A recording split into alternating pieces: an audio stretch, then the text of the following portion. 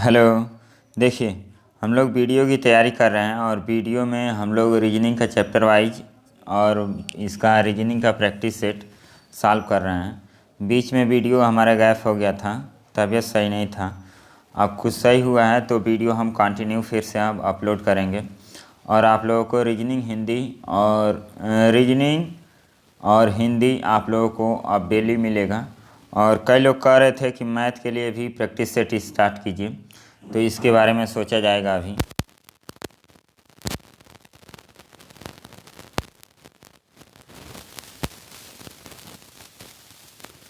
हम इसको शुरू करेंगे और डिस्क्रिप्शन में टेलीग्राम का लिंक दिए हैं, टेलीग्राम लिंक आप से ज्वाइन कर लीजिए। उस पर हम आप लोगों को पीडीएफ भी प्रोवाइड कर देंगे। चलिए इसको क्वेश्चन को सॉल्व करते हैं। देखिए, पिछले कुछ दिनों के दौरान स्थानीय सरकार अस्पताल में भर्ती अधिकाधिक रोगी मलेरिया से पीड़ित पाए गए। अब देखिए, एक अस्पताल में भर्ती किए गए हैं मरीज, उसमें क्या हुआ है कि मरीज मलेरिया से पीड़ित पाए जा रहे हैं, तो उसका कंडीशन क्या है, ये इसको हम लोग डिसीजन मेकिंग बोलते हैं।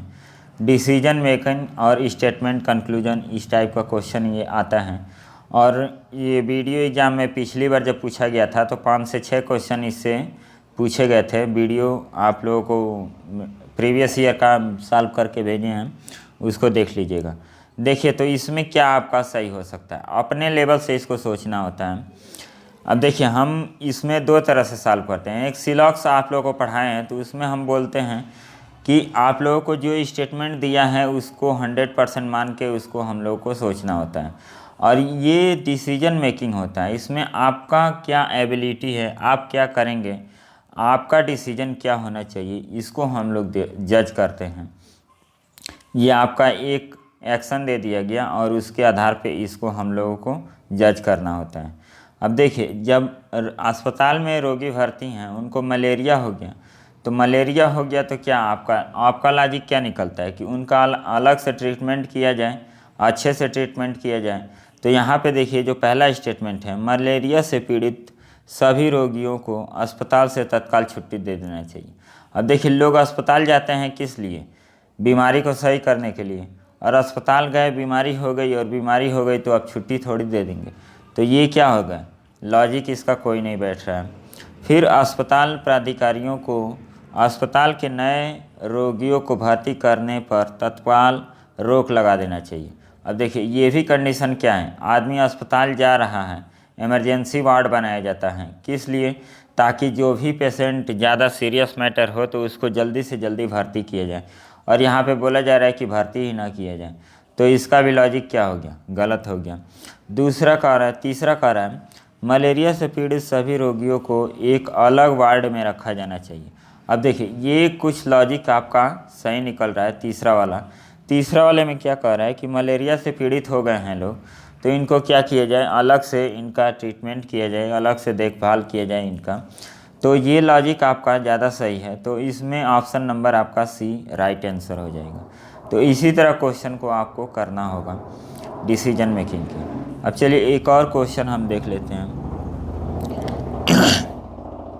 संशोधित वेतन लागू नहीं करने के प्रबंध के निर्णय का विरोध करने के लिए स्थानीय स्कूल के बहुत से शिक्षक ने प्रधानाचार्य को अपने त्यागपत्र दे दिया। अब देखिए, कोई वेतनमान आपका लागू कर दिया गया है, गवर्नमेंट लागू कर दी है, लेकिन अभी वो पा नहीं रहे हैं। तो इसकी वजह से क्या हो गया है कि टीचर लोग अपना विरोध प्रदर्शन कर रहे हैं, जिसकी वजह से वो त्यागपत्र दे रहे हैं प्रधानाचार्य को।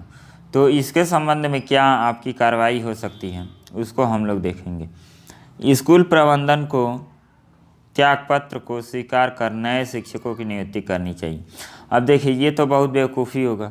कोई आपकी कंपनी में आया है और पहले से कंपनी का मालिक ये है और ये कह दिया कि हम प्रत्येक को 100 रुपया देंगे, और जो यहाँ पे प्रबंधक बैठा है वो बोलेगा कि 100 नहीं, हम 80 देंगे। तो क्या ये लोग खुश होंगे कि दुखी होंगे, आप लोग खुद सोचिए। तो ये जो वर्कर हैं ये क्या करेंगे, इस प्रबंधक के खिलाफ अपना विरोध प्रदर्शन करेंगे, त्यागपत्र देंगे, चाहे जो भी हो। तो इस मैटर को कहाँ ले जाना चाहिए, जो इसका गवर्निंग बॉडी है उसके पास ले जाना चाहिए कि हाँ ऐसा ऐसा बात हो गया है, आपने लागू कर दिया है लेकिन ये क्या कर रहे हैं, पेमेंट नहीं दे रहे हैं। तो ऐसा तो नहीं है कि इन सब को हम लोग भगा दिए। तो ये क्या तर्क देंगे, ये जो प्रबंधक यहाँ बैठे हैं ये इनको क्या बताएंगे? बताएंगे कि हमने सबका त्याग पत्र स्वीकार कर लिया, ऐसा तो नहीं कहेंगे। ये फिर कहेंगे कि हमने तो वेतन बढ़ा दिया है, आपने वेतन क्यों नहीं दिया, तो इनकी छुट्टी हो जाएगी। तो ऐसा कुछ नहीं होगा। पहले स्कूल प्रबंधक को त्यागपत्र को स्वीकार कर नए शिक्षकों की नियुक्ति करनी चाहिए। ये क्या हो गया, गलत हो गया कार्यवाही। दूसरा पढ़ते हैं, वेतन वृद्धि पर विचार करने का आश्वासन देते हुए स्कूल प्रबंधक को शिक्षकों को बने रहने के लिए राजी करना चाहिए। देखिए ये कुछ हद तक आपका लॉजिक सही हो सकता है, लेकिन इसको देखिए एनटीपीसी में हम लोग क्या कर रहे हैं, ट्वीट कर रहे हैं, या कोई भी इस समय एग्ज़ाम नहीं हो रहा है तो ऑनलाइन ट्वीट किया जा रहा है, और गवर्नमेंट की तरफ से क्या आ जा रहा है, नोटिस आ जा रहा है कि हाँ एग्ज़ाम सुचारू रूप से चलेगा। तो उस पर थोड़ा सा आंदोलन तो रुक रहा है, लेकिन क्या हो रहा है, फिर से बाद में आंदोलन होने लग रहा है। तो इस टाइप का ये आपका सही हो सकता है दूसरा स्टेटमेंट। थर्ड हम लोग पढ़ते हैं, स्कूल प्रबंधक को दिशा निर्देश के लिए सरकार से संपर्क करना चाहिए। अब देखिए इसमें हम लोग क्या करेंगे, ये जो थर्ड वाला है, थर्ड वाला ज़्यादा लॉजिक है। जब यहाँ पे गवर्नमेंट है और गवर्नमेंट कह रही है कि हमने फ़ीस बढ़ाया है, उसको यहाँ पे प्रबंधक है तो प्रबंधक को फ़ीस देना चाहिए। तो ये प्रबंधक कुछ मजबूरी होगी जिससे कारण फ़ीस नहीं दे पा रहे हैं, उनका वेतन नहीं दे पा रहे हैं। तो यहाँ के जो वर्कर हैं ये क्या करेंगे, ये संपर्क इनसे करेंगे, गवर्नमेंट से।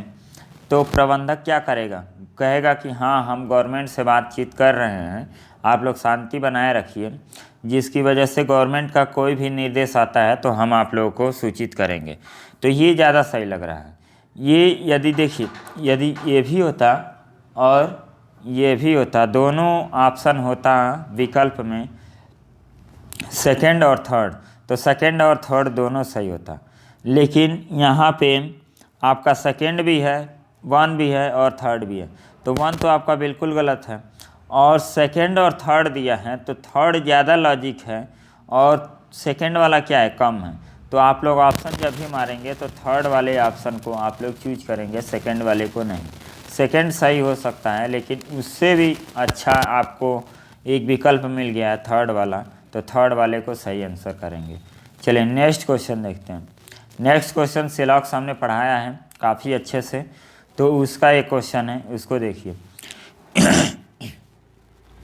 सभी रेडियो टीवी हैं, इस क्वेश्चन को सॉल्व भी कराया है। सभी रेडियो क्या हैं, यहाँ टीवी हैं, फिर राम एक टीवी है, ये हो गया रेडियो, और राम एक टीवी है, तो यहाँ हो गया राम।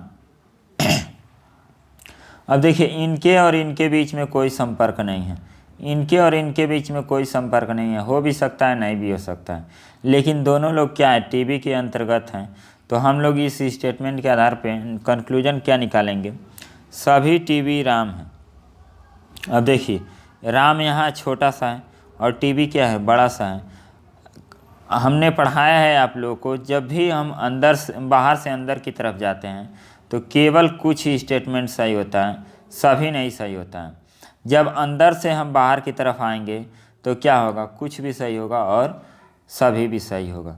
तो इस आधार पे हम लोग क्या करेंगे, यहाँ पे बनाए थे, ये हो गया रेडियो और ये हो गया टीवी, और टीवी के अंतर्गत यहाँ पे राम। तो पहला ऑप्शन क्या हो गया, गलत हो गया। राम एक रेडियो है, तो रेडियो ये है और राम ये है, तो इनका कोई संबंध है नहीं है, तो ये भी गलत हो गया। फिर राम एक रेडियो नहीं है। अब देखिए राम कह रहा है कि रेडियो है और एक बार कह रहा है कि नहीं है, तो हमने क्या बताया कि दो स्टेटमेंट हो, एक पॉजिटिव में बोला जाए और एक निगेटिव में बोला जाए, और दोनों के एलिमेंट जो हैं सेम हो। एलिमेंट का मतलब कि उसमें जो जिसकी बात की जा रही है, देखिए यहाँ पे भी राम, यहाँ पे थोड़ा इसको मिटा देते हैं, देखिए यहाँ पर भी राम, यहाँ पर भी राम, यहाँ पर भी रेडियो, यहाँ पर भी रेडियो, एक पॉजिटिव में बोला गया और एक नेगेटिव में बोला गया। तो और दोनों गलत हों, दोनों क्या हों, 100% आप कह नहीं सकते हैं कि सही है। तो इस कंडीशन में क्या होता है, या तो दूसरा होगा या तो तीसरा होगा, दोनों में से कोई एक सही होता है। तो इस तरह का कौन ऑप्शन दिया है, सी ऑप्शन। तो डी को चेक करने की कोई ज़रूरत नहीं, फिर भी हम डी को चेक कर लेते हैं। देखिए इसका सही ऑप्शन हो गया है सी, तो डी को हम लोग चेक करेंगे। तो डी में क्या है, कुछ राम रेडियो नहीं है, कुछ राम क्या है, रेडियो नहीं है। तो इस तरह का स्टेटमेंट दिया है, तो ये क्या हो जाएगा, ये गलत हो जाएगा आपका। ये दोनों में से कोई एक ऑप्शन आपका सही होगा। नेक्स्ट क्वेश्चन देखिए, आप लोग को सिलॉक्स नहीं समझ में आ रहा है तो आप लोग सिलॉक्स का बेसिक और एडवांस दोनों वीडियो देख लीजिए, आप लोगों को 100% समझ में आने लगेगा। देखिए ये इसको हम लोग सॉल्व करते हैं, ये वेन डायग्राम के क्वेश्चन के अंतर्गत आता है। वेन डायग्राम भी हमने आपको पढ़ाया है, काफ़ी अच्छे से पढ़ाया है, हर टाइप के क्वेश्चन कराए हैं, तो उसको भी आप लोग देख लीजिएगा। यहाँ पे क्या बोला जा रहा है, कितने शिक्षक न तो लेखक है ना ही संगीतकार। अब देखिए शिक्षक का क्या है, ये त्रिभुज है, तो त्रिभुज में क्या आ रहा है, ये आ रहा है आपका। तो हम लोग क्या करेंगे, बोला जा रहा है कितने शिक्षक आपके क्या हैं, कितने शिक्षक लेखक और संगीतकार नहीं। तो ये लेखक हो गया रेक्टेंगल, और ये इस सर्कल क्या हो गया, संगीतकार।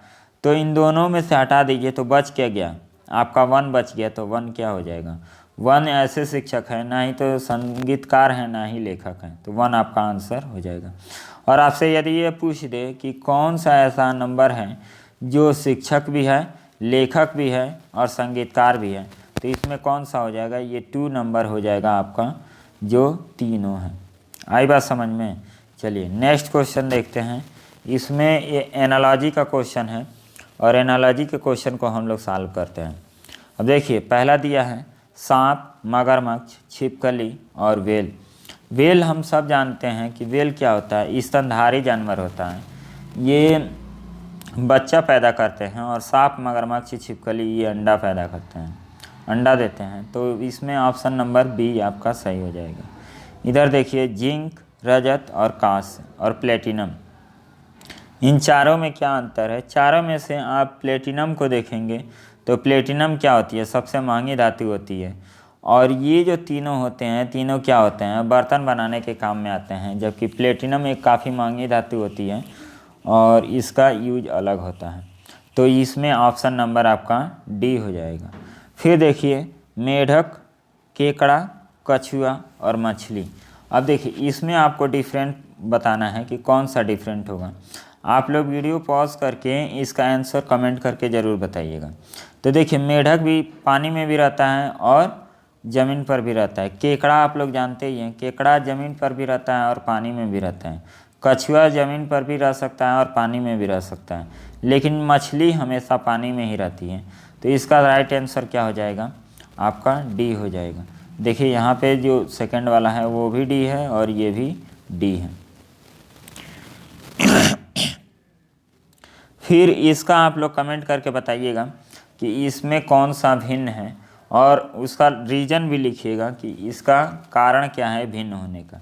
देखिए इस टाइप के क्वेश्चन आपके पूछे जाएंगे 3 से 4 क्वेश्चन, तो इस पे हमें काफ़ी ज़्यादा मेहनत करना है। और चैप्टर वाइज जो वीडियो हम लोग बता रहे हैं 3 बजे, ये कंटिन्यू हो गया है वीडियो, और ये वीडियो आपको डेली मिलेगा। और शाम को 6 बजे आपको रीजनिंग का प्रैक्टिस सेट मिलेगा। तो ये दोनों वीडियो आप लोग देखिएगा। उसके बाद हिंदी का भी वीडियो हम अब जल्दी प्रोवाइड करेंगे, तबीयत कुछ आराम हो रहा है तो इसका कमेंट करके आप लोग बताइएगा कि इसका आंसर क्या होगा।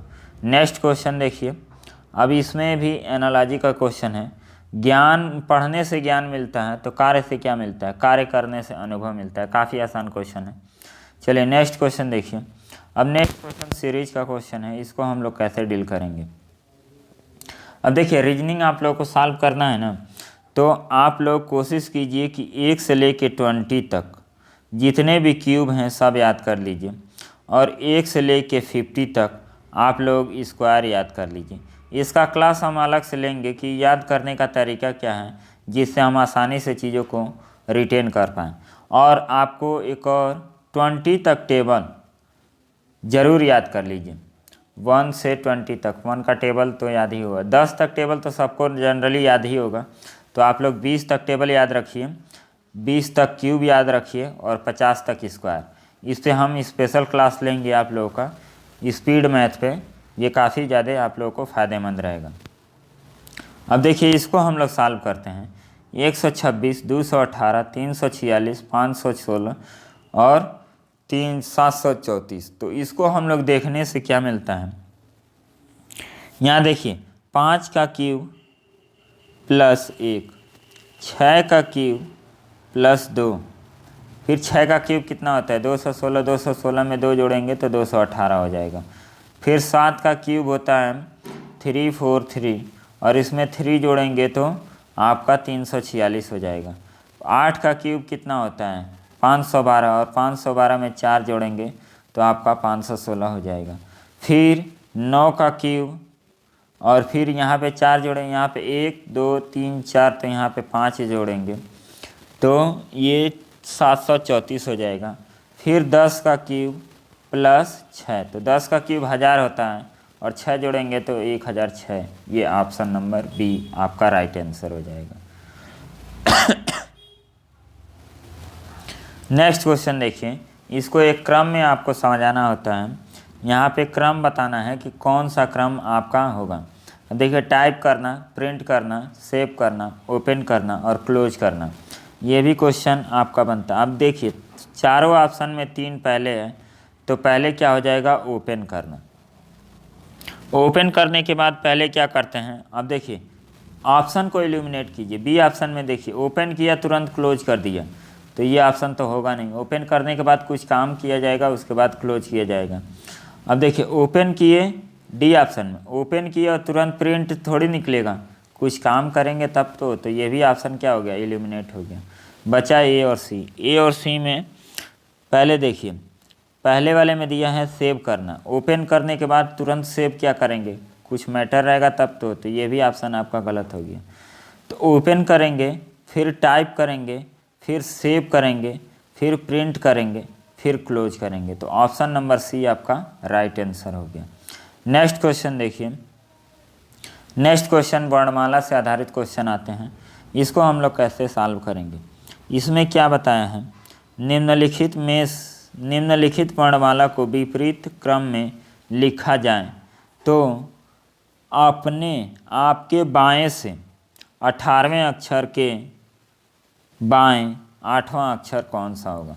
अब देखिए बाएं से 18वां, बाएं से 18वां ये हो गया और फिर इसके बाएं कौन सा 8वां, तो टोटल आपका बाएं से आप 10वां निकाल दीजिए, बस बात ख़त्म। आई बात समझ में, तो बस टोटल आपको 10वां निकालना है और आपका काम ख़त्म हो जाएगा। अब ये भी आपको कहा है कि इधर से ABCD लिखे हैं ना, लेकिन स्टार्टिंग कहाँ से करना है, जेड से करना है और ए तक आपको लिखना है, क्योंकि यहाँ बताया है कि विपरीत क्रम में लिखना है। तो आपको बाएं से 10वां को ज्ञात करना है, ये राइट से है, इधर से हम लोग राइट पढ़ेंगे और जब जेड की शुरुआत इधर से हो जाएगी तो ये भी क्या हो जाएगा बाएं से हो जाएगा। तो आपको कुछ करने की ज़रूरत नहीं है, डायरेक्ट आप यहीं से काउंट कर लीजिए, ये आपका बाएं हो जाएगा।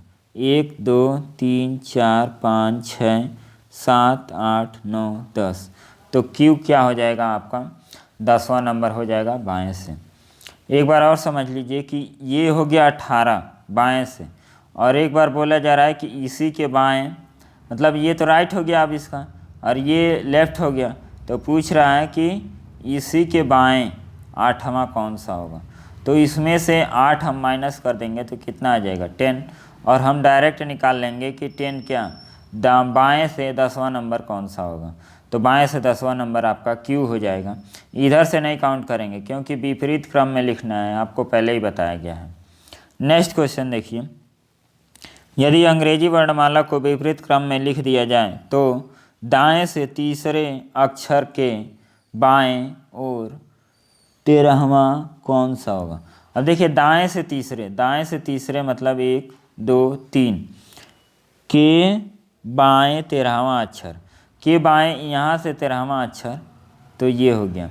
तो जोड़ लीजिए 13 ये और 3 ये 16, मतलब आपको 16वां अक्षर निकालना है। किधर से,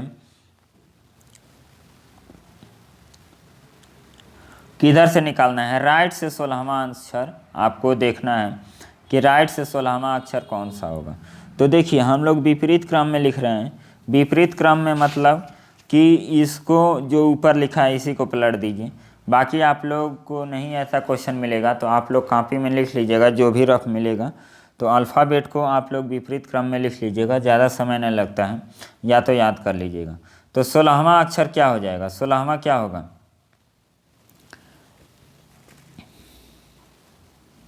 देखिए हम लोग 16 काउंट करते हैं। 1 2 3 4 5 6 7 8 9 10 11 12 13 14 15 16। तो 16 क्या हो जाएगा आपका टी हो जाएगा। पी 16 हो जाएगा किधर से, राइट से। अब देखिए हम लोग को विपरीत कर दिया था यहाँ पर भी, तो जेड से स्टार्ट करेंगे और ए तक ले जाएंगे, और ए से हम काउंटिंग स्टार्ट करेंगे। तो पी का नंबरिंग कितना होता है, 16। तो आप डायरेक्ट भी निकाल सकते हैं कि पी का नंबरिंग 16 होता है, तो इसलिए 16वां क्या हो जाएगा, बी हो जाएगा। चलिए नेक्स्ट क्वेश्चन देखते हैं, काफ़ी अच्छा क्वेश्चन है ये। यदि अंग्रेजी वर्णमाला को विपरीत क्रम में लिखा जाए तो बाएं से 12वें के दाएं, अब देखिए बाएं से 12वें के दाएं कौन सा, दाएं मतलब 7, और तो 12 में 7 जोड़ दीजिए तो कितना हो गया, 19। मतलब बाएं से 19वां कौन सा होगा। अब इसको आप लोग सॉल्व करके कमेंट करके बताएंगे। देखिए बाएं से आप लोगों को 19वां काउंट करना है और विपरीत क्रम में, मतलब जेड से स्टार्ट करके ए के तक जाना है और आपको निकालना है बाएं से 19वां नंबर। तो आप लोग इसको क्वेश्चन को कर लीजिएगा और फिर चलिए नेक्स्ट क्वेश्चन देखते हैं।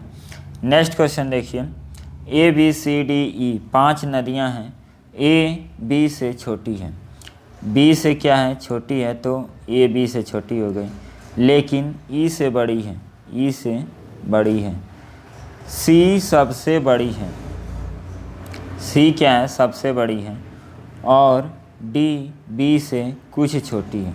अब देखिए सी सबसे बड़ी है तो सी यहाँ आ गई, और डी बी से कुछ छोटी है, तो बी से कुछ छोटी है डी, तो आपको पूछा क्या है, और ए से कुछ बड़ी है, मतलब ए से कुछ बड़ी है, तो डी का स्थान कहाँ होगा,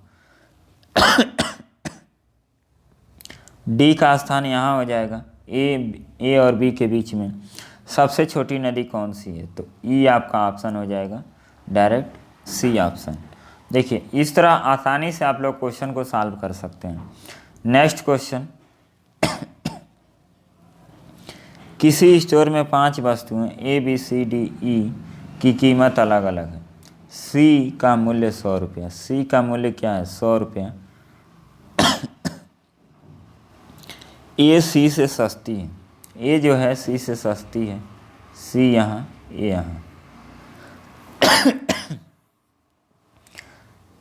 लेकिन बी से महंगी है, तो बी से ये महंगी हो गई।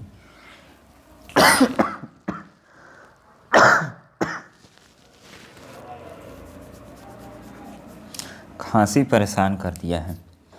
चलिए ए सी से सस्ती है और लेकिन बी से महंगी है, ई सी से महंगी है, ई कहाँ है, यहाँ है, सी से महंगी है, लेकिन डी से सस्ती है, तो डी आपका यहाँ आ जाएगा। तो बताइए कौन सा सबसे महंगा उत्पाद होगा, तो डी आपका सबसे महंगा हो जाएगा, तो ऑप्शन नंबर ए। तो हम लोग इसमें रीजनिंग में काफ़ी अच्छा क्वेश्चन किए हैं।